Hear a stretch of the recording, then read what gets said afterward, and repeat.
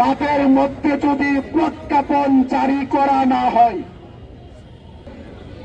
এই শিক্ষক কর্মচারী ভাইদেরকে নিয়ে আগামীকাল দুপুর 12টায় শহীদ মিনার থেকে মার্চ টু সচিবালয় আমাদের কর্মবিরতির যে কর্মসূচিটি ছিল মঙ্গলবার থেকে এগিয়ে আমরা আজকে থেকেই শুরু করেছি।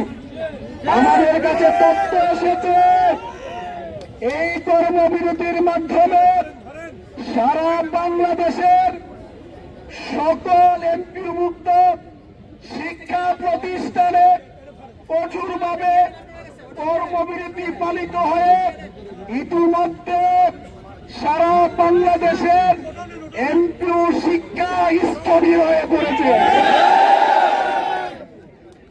যতক্ষণ পর্যন্ত 20% বাড়ি বাড়া, 1500 টাকা মেডিকেল ভাতা, আমাদের কর্মচারীদের জন্য 75% উৎসব ভাতার প্রজ্ঞাপন জারি না করা হবে, এই শহীদ মিনারে লাগাতার কর্মসূচির পাশাপাশি লাগাতার সারা বাংলাদেশের সকল শিক্ষা প্রতিষ্ঠানে টানা কর্মবিরতি চলবে।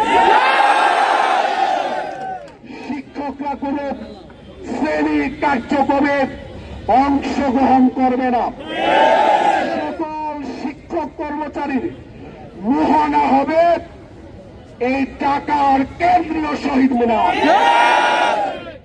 আমি জোটের পক্ষ থেকে সরকারের কাছে স্পষ্ট ভাষায় বলতে চাই, রাতের মধ্যে যদি প্রজ্ঞাপন জারি করা না হয়, আগামীকালকে জাতীয়করণ প্রত্যাশী জোট বাংলাদেশের প্রত্যেকটি উপজেলা থেকে আগত এই শিক্ষক কর্মচারী ভাইদেরকে নিয়ে আগামীকাল দুপুর 12টায় শহীদ মিনার থেকে মার্চ টু সচিবালয়